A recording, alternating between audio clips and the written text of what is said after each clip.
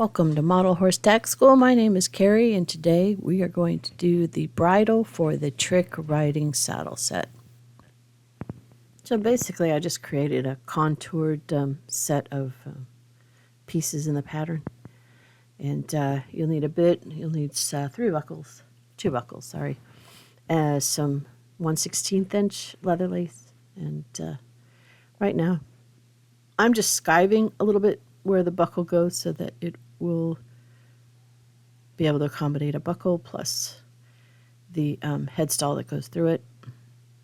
So this is the one that goes on when you're facing the horse. It goes on the right side, which would be the left side of the horse, because you can't get any more confusing than that.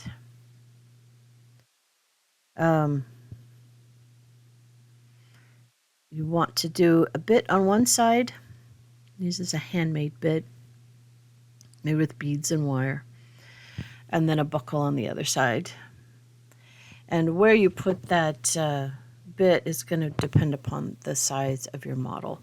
So sometimes you need more, sometimes you need less. So if we'd picked our model by now, we'd be measuring to the model. All right, so now I'm taking the longer, which is the crown piece, and I'm going to go ahead and set that up. There shouldn't be too big of a tail, not a lot of adjustment if you do a small tail, but usually there isn't much of a tail. I have some 1/16 inch leather lace.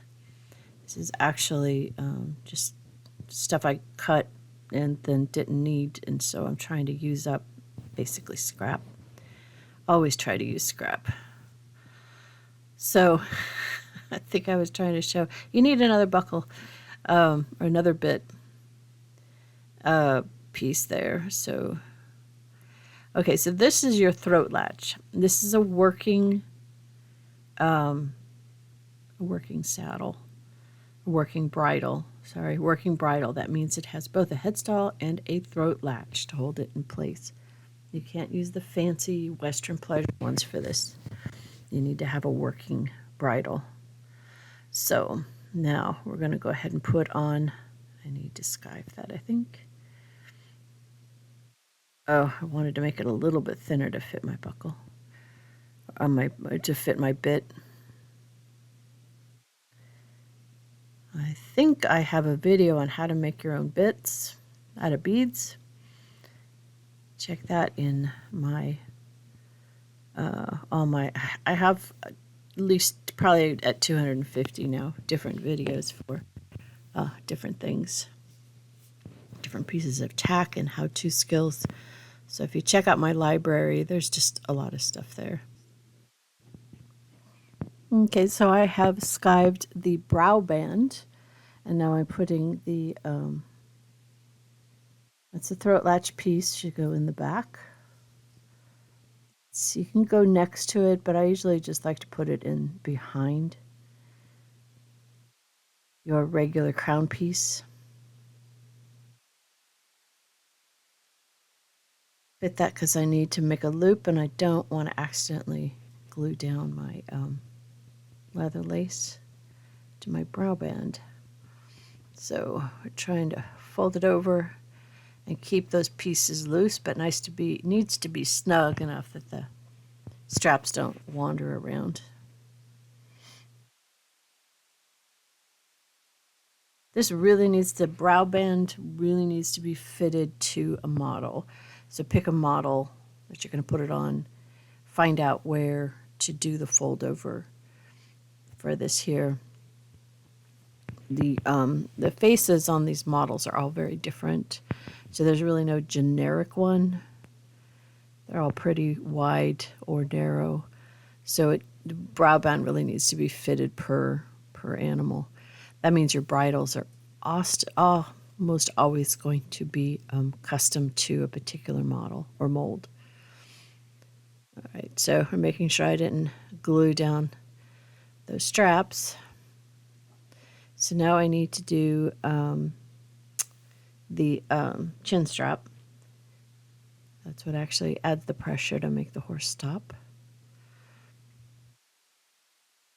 Make sure it's going to go in the right direction. So it goes opposite the brow band. And so this side's the easy side.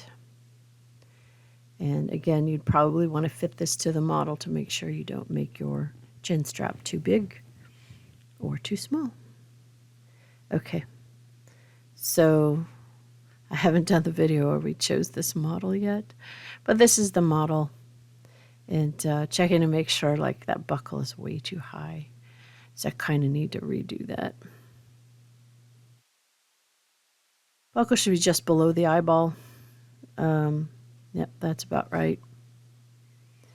Maybe a little bit lower. It's a little high for the buckle. It should be a little bit lower down below the eyeball. So I didn't check that before I started doing things here, so that's a little annoying. We're doing all of this just to make sure that our chin strap is the right tightness. So I've got sticky wax to hold the bit in place. I guess they have sticky dots now. I've tried them. They're okay for show when you're showing, but for tag making, they don't stay sticky like sticky wax. Okay, I did a thumb press where I wanted the fold over to go. Next step, last step, is the reins. I'm using a skinny ribbon. You can use a 1/16 leather lace. You can use 3/16. That's just a little bit big. I'm measuring it around the horn to the just in front of the model so that I have some fold over. And I like the skinny ribbon. Can't tell you where to get it. It's really hard to find. Skinny ribbon has a finished edge. Makes it look like it's sewn. So I like the look of it. There we go.